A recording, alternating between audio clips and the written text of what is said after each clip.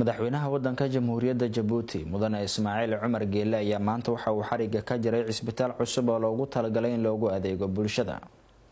Mikail Cabdirashiid Barre ayaa warkan Jabuuti ka soo diray. Munaasabadaasi ayaa waxa ka soo qayb galay madax kala duwan oo ka mid yahay ra'iisul wasaaraha dalka Cabdulqaadir Kaamil Maxamed, gudoomiyaha baarlamaanka ee wadanka jamhuuriyadda Jabuuti iyo waliba madax ka tirsan xubnaha golaha wasiirada iyo xildhibaano.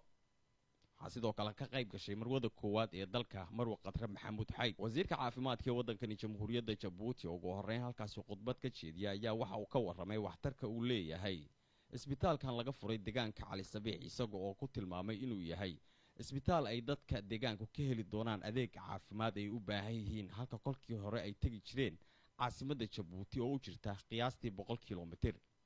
waxaan dadkii reer Cali Sabiix waxaan doonayaa inaan u sheego sake afar waxa jira masalba jirayo uu leeyahay atu taarigen kulli yaariga u kidabana raaci koomaha baa la yiraahaa.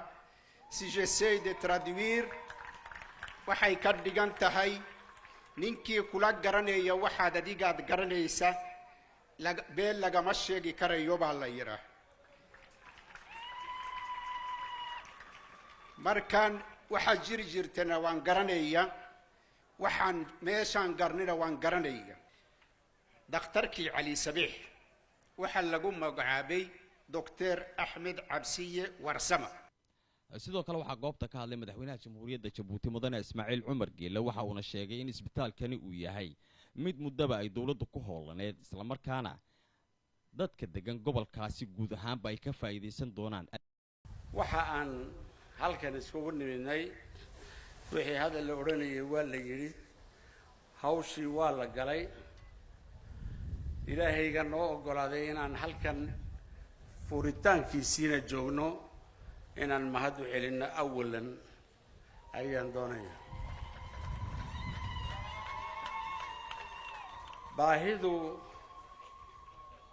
baahidu ma dhammaato. waxa aan ku mashquulsannahayna waxa weeyaan dadweynaha noloshiisa sidii aan ugu sahlin lahayn waajibka dawlad kasti wey. nin kasti oo la doortay waajibkiisa waxa uu yahay inuu shacbiga dhagaysto, inuu ogaado xaalkooda. hambalyo ayaan hortaba gaadhsiinaynaa dadweynaha labada gobol.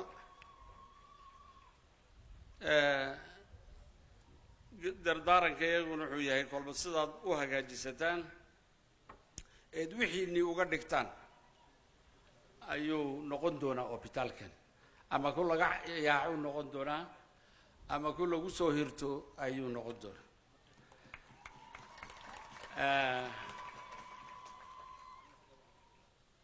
maxaan ku daradee magaca loo bixiyana macnaha uu leeyahay sida uu Dr. Qaasim yiri.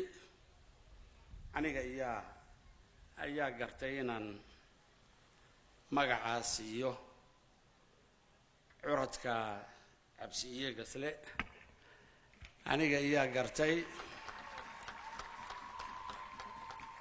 kolka dad baa yiri warsuka ninku nool maaha maxaad ugu bixinaysaayo, isagoo nool baan doonay inaan sharifno waanan. madaxweynaha jamhuuriyadda Jabuuti ayaa markii ay soo gabagabooday xafladii uu ku furayay isbitaalkaasi kadib waxa uu mar kale xariga ka jaray goob loogu talagalay in ay ku ciyaaraan dhalinyarada.